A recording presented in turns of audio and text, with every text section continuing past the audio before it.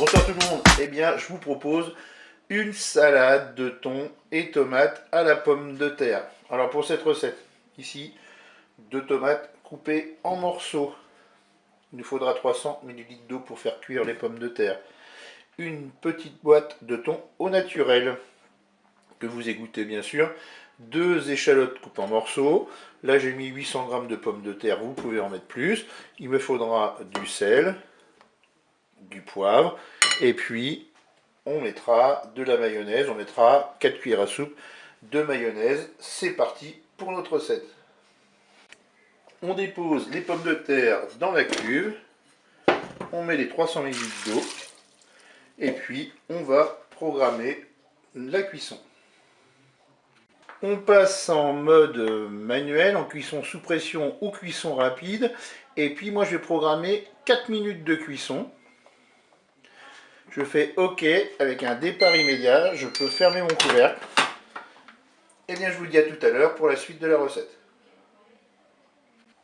Moi ce que je fais, c'est que pendant la cuisson, je filme mes différents récipients parce que bien sûr on placera tous nos ingrédients au frigo, comme ça ça protège nos aliments.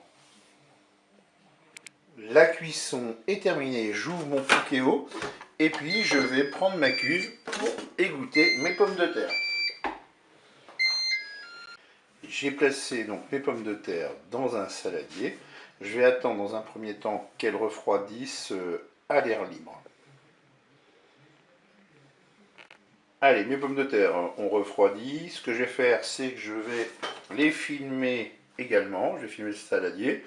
Et je vais placer l'ensemble de mes ingrédients, eh bien, les tomates, le thon, les échalotes. Je vais placer tout ça au frigo. Moi, ce que je fais, c'est que souvent, je prépare mes salades le soir pour le lendemain midi. Donc, sinon, le minimum, c'est au moins 2 heures pour que ce soit bien frais. Allez, je vous dis à plus tard pour la suite de la recette.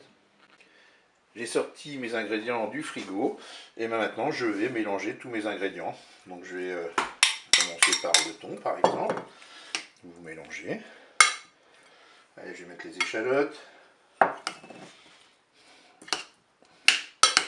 On va finir par les tomates.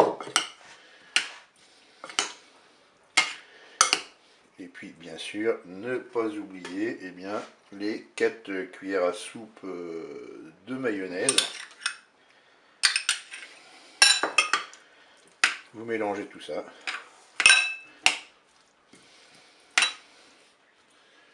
Et quand vous avez bien mélangé, vous n'avez plus qu'à servir. Eh bien, je vous dis au revoir et à bientôt pour d'autres recettes.